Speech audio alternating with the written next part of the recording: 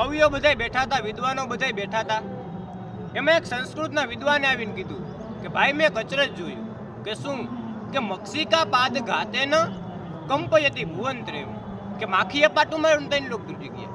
કે ભલા માણા માખી પાટું મારે ને તઈને લોક ધ્રુજે, કે આ માખીએ પાટું માર્યું ને તઈને લોક ધ્રુજે. કે તો એવું બન્યું કીધી કે જશોદાના કાનમાં આવી અનેક દિવસી બળભદ્રે કીધું કે માં તારા દીકરાએ માટી ખાધી, ગોકુળની ગલીમાં ઊભો ઊભો એ ધૂળ ખાય.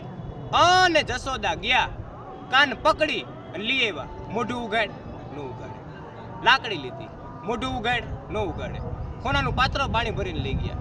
લેમાં દીકરાને પાણી પાવું, મોઢું ઉગાડ ન ઉગાડે, લે પાત્ર મૂકી દઉં, મારા દીકરાને કાંઈ નહીં કહું, મોઢું ઉગાડ ન ઉગાડે. એમાં નારદે કીધું કે માં હું પરસેવે રેબઝેબ થઈ ગયા, હું કાંઈશ કરો, ક્યાણે માટી ખાધી, મોઢું નથી ઉગાડતો, કે એમાં એટલી કાંઈશ કરવાની થોડી હોય. એને કહ્યું મને માં કે, એટલે જશોદા કે લાલા હું તને કાંઈ નહીં કહું દીકરા, મને કોઈ માં કે ને.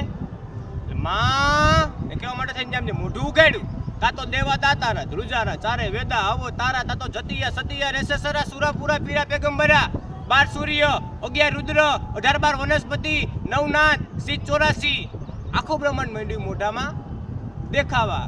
જશોદા વિચારે કે આ લઈ આવી તો કૃષ્ણને જ ને, હું આ લઈ આવી તો કૃષ્ણને જ ને. માનું ગળું માંડ્યું હુકાવા, એટલે પડખે જે સોનાનો પાત્ર પડ્યો તે મોઢે માંડવાની તૈયારી કરી.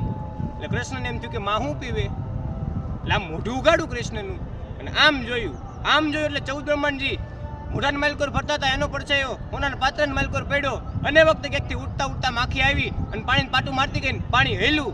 તેથી મક્ષિકા પાદ ઘાતે ન કંપયતી ભુવંત્રેમ.